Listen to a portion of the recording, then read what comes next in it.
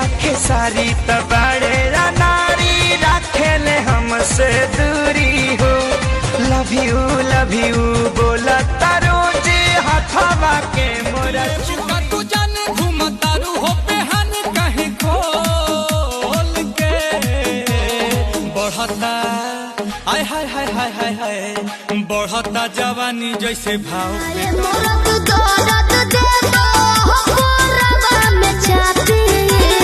दूर हटी ना। अरे ऐसे कैसे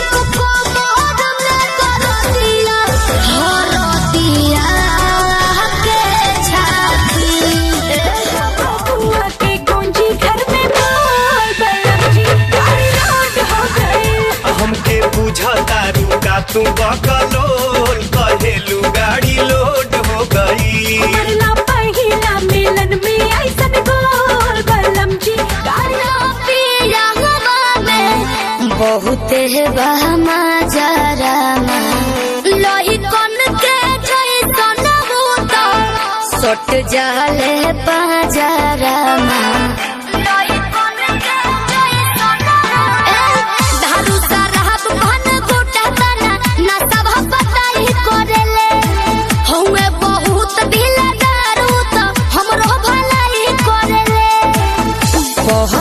के पलैया डोले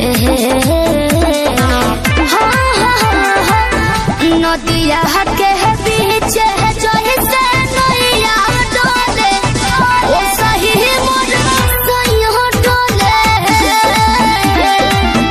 नदिया के बीच जैसे नैया डोले ओ सही मोर सैया डोले।